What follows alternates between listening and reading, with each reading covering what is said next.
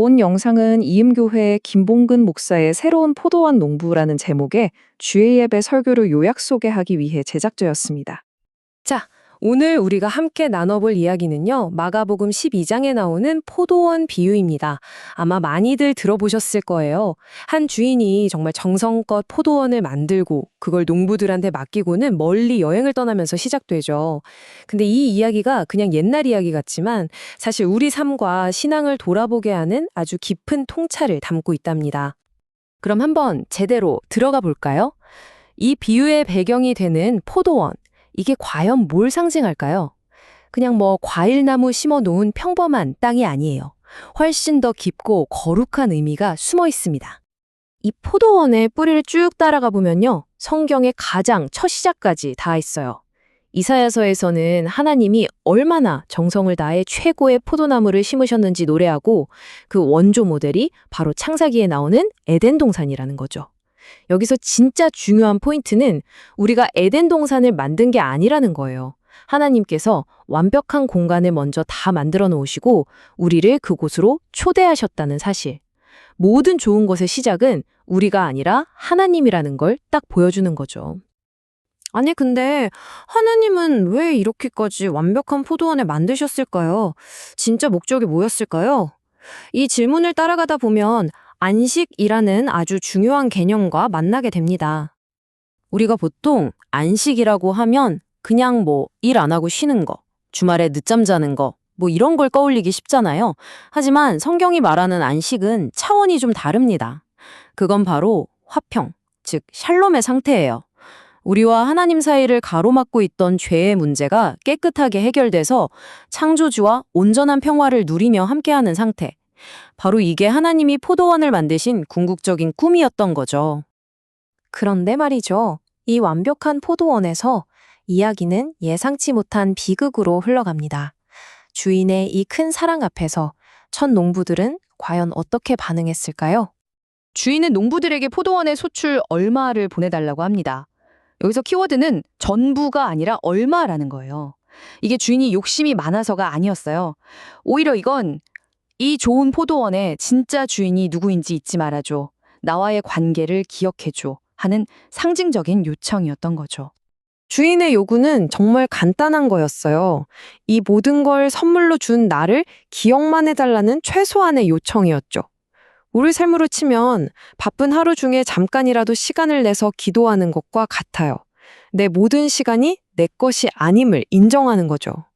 하지만 농부들은요, 이걸 완전히 거부하고 마치 포도원이 처음부터 자기 거였던 것처럼 행동하면서 주인을 철저히 무시해버립니다. 이런 말도 안 되는 반역 앞에서 주인은 정말 우리의 상식으로는 도저히 이해할 수 없는 결정을 내립니다. 바로 이 지점이 이야기의 클라이맥스이자 가장 심오한 부분입니다.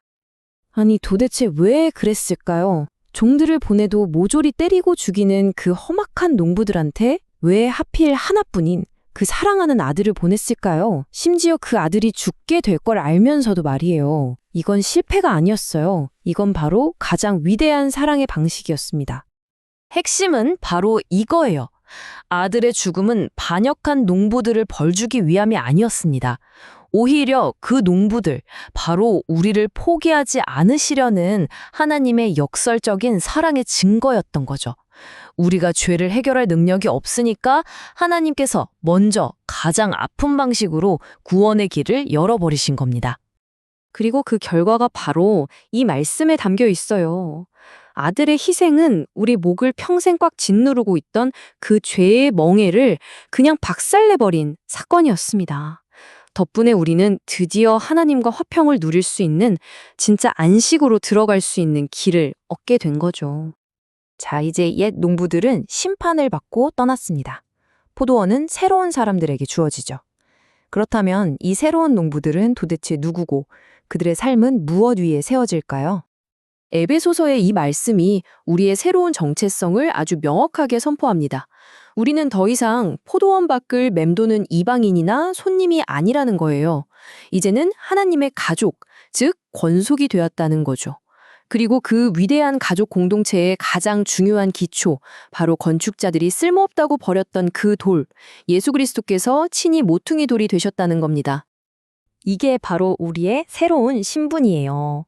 더 이상 혼자 따로따로 서 있는 존재가 아니라 모퉁이 돌이신 그리스도께 딱 연결돼서 함께 지어져 가는, 살아 숨쉬는 성전이 되어가는 거죠. 하나님께서 영원히 우리와 함께 거하시면서 완전한 안식을 누리실 바로 그 집이 되어가는 겁니다. 좋습니다. 그럼 우리가 이렇게 놀라운 신분을 얻었는데, 그래서 이제 뭘 해야 할까요? 이 새로운 농부로서 포도원 안에서 우리의 사명은 과연 뭘까요? 여기 아주 구체적인 3가지 실천 방법이 있어요. 첫째는 모퉁이 돌이신 그리스도께 나 자신을 계속해서 맞춰가는 거예요. 내 모난 부분을 깎아내는 아픔이 있더라도 말이죠.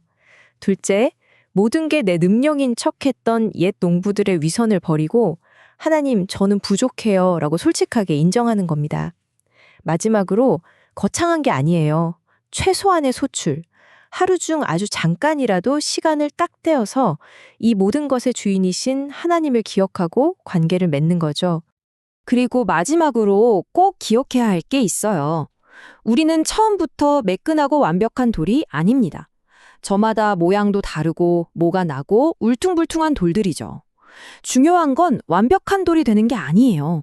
모퉁이 돌이신 그리스도 안에서 서로 연결되어서 함께 지어져가는 그 과정 자체가 아름다운 겁니다.